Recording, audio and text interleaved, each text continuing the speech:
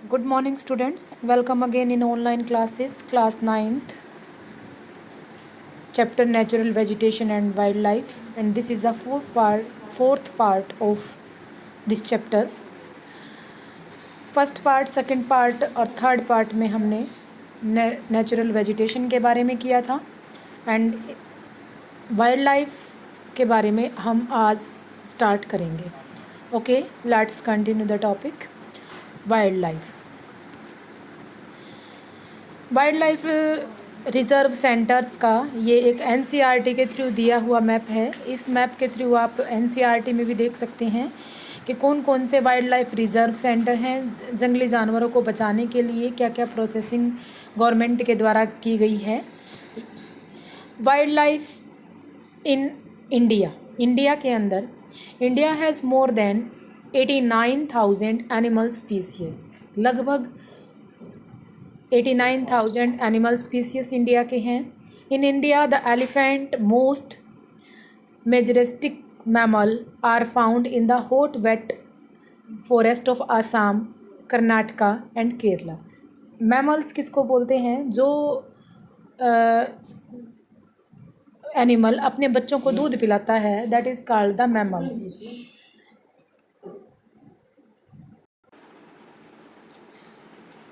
The elephant जो है वो मोस्ट ऑफ मैमल्स है, मतलब जो अपने बच्चों को दूध पिलाता है. Are found in the hot wet forest of Assam, Karnataka and Kerala के फॉरेस्ट में पाया जाता है. वन हॉर्न राइनो है, एक सींग वाला गेंडा जो है वो स्वाम्पी मार्शी लैंड आसाम और वेस्ट बंगाल में पाया जाता है.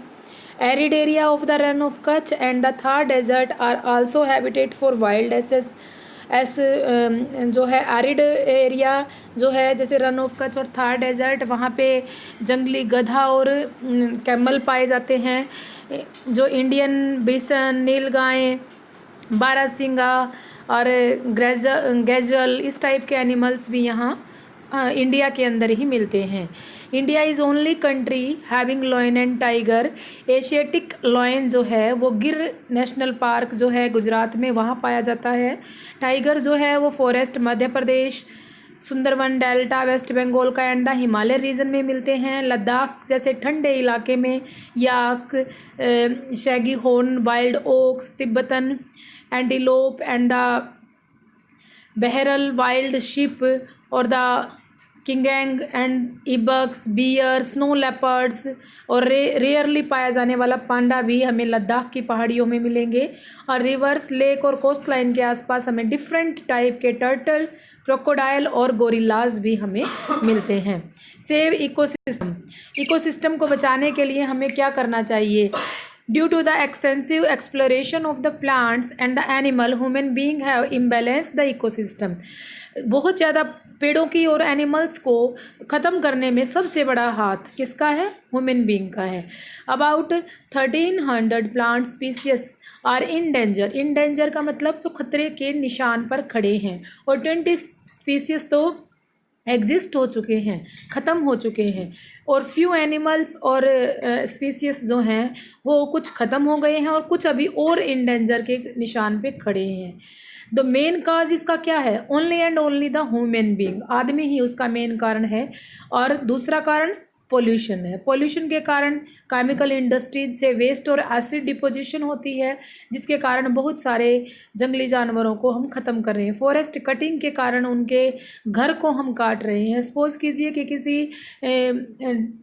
किसी ऐसे डिजास्टर के कारण आपका घर गिर जाए तो आप कहाँ रहोगे? तो इसी तरीके से एनिमल्स जो हैं उनका घर फॉरेस्ट है, और फॉरेस्ट को हम अपने स्वार्थ के लिए, इंडस्ट्रियलाइजेशन और अर्बनाइजेशन के लिए काट रहे हैं, तो वो ऑटोमेटिकली ख़त्म हो रहे हैं. Step taken by the government कौन कौन से स्टेप ले रही है? 14 बायोस्फीयर, 14 बायोस्फीयर चलाए जा रहे हैं हमारे देश में, जिनमें से मेन जो हैं वो 4 हमारे सिलेबस में हैं और हम बता रहे हैं. The Sundarban delta in the West Bengal, Nanda Devi in Uttaranchal, the Gulf of Mannar in Tamil Nadu and the Nilgiri in Kerala, Karnataka and Tamil Nadu. Government कौन कौन से कर रही है? गवर्नमेंट ने 1992 में एक बायोटिकल गार्डन बनाया था, जिस पर फाइनेंशियल और टेक्निकल बहुत ज़्यादा पैसा लगाया जा रहा है जंगली जानवरों को बचाने के लिए।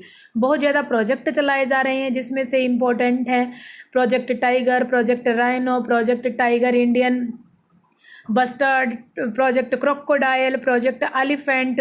This is not mentioned in this PPT, but it is also started in India. Government has also set up 89 national parks, 49 wildlife sanctuaries and the geological garden to take care of natural habitat.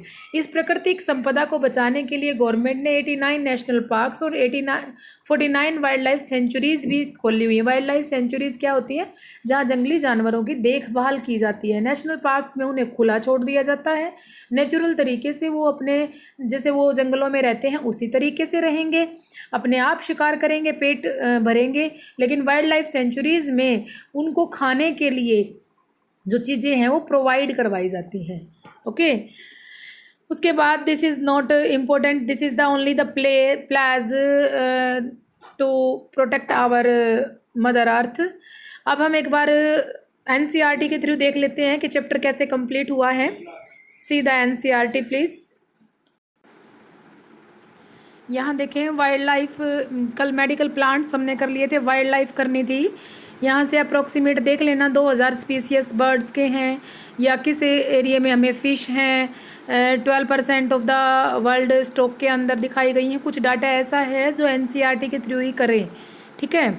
It also share the between 5 to 8% of the world amphibians reptiles and the mammals, मतलब 8% हैं India के। अगर हम देखें 5 से 8% हैं जो सभी टाइप के एनिमल्स हमें मिलते हैं। एलिफेंट जो है वो पीपीटी के थ्रू कर लेंगे। वन हॉर्न राइनो जो दिया गया था ये हम कर चुके हैं। Different species deer some other हैं। इंडिया में जो कंट्री में जो टाइगर्स हैं, लॉयंस मिलते हैं। गिर में कौन सा मिलता है, लेपर्ड कहाँ मिलता है, सब हमने पीपीटी में किया है। हिमालयंस में रेंज में कौन से मिलते हैं, this is we completed in by the PPT. In rivers के आसपास कौन से हमें स्पीसीज मिलते हैं। Then see the first wild life sanctuary, bird sanctuary and national parks, तीनों ही चीज़ें दी गई हैं।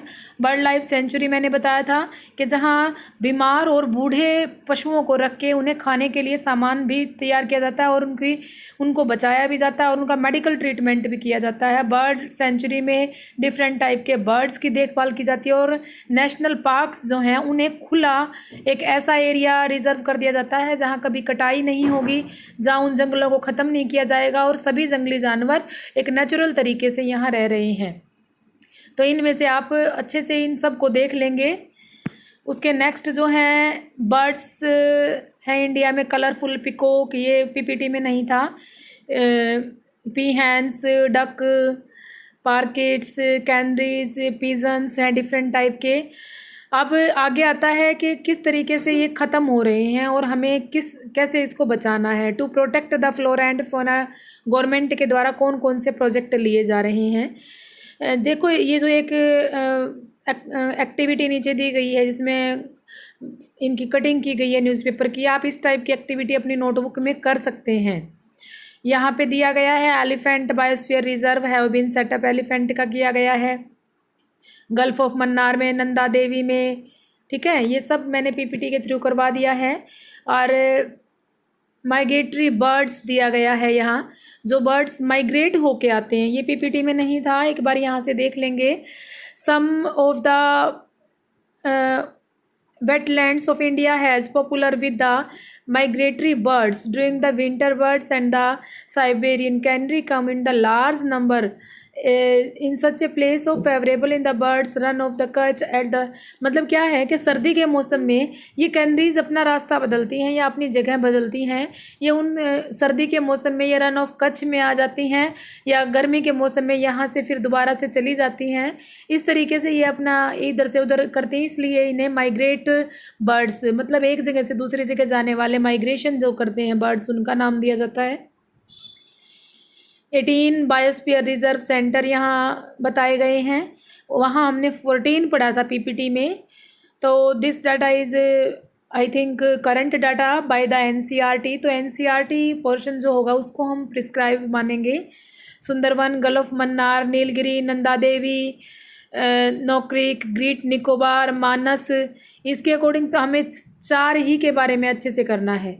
उसके बाद प्रोजेक्ट चलाए गए हैं, financial technical assistance of provide the biotical garden by ये कच्छ और कोल्ड डेजर्ट में, सिलचर में और पन्ना में।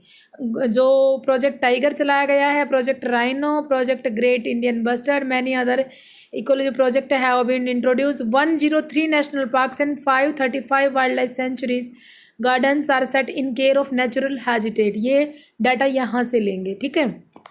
इसके बाद ये कंप्लीट हो जाता है बेटा। अब मैं आपको एक एनसीईआरटी की इसकी सॉल्यूशन भेजूंगी और यहाँ तक का चैप्टर आप कंप्लीट इसको कर लेंगे। अब हम रिवीजन की तरफ चलेंगे, हर चैप्टर की रिवीजन करेंगे हम, तो उससे आगे सिलेबस हम उसके बाद करेंगे।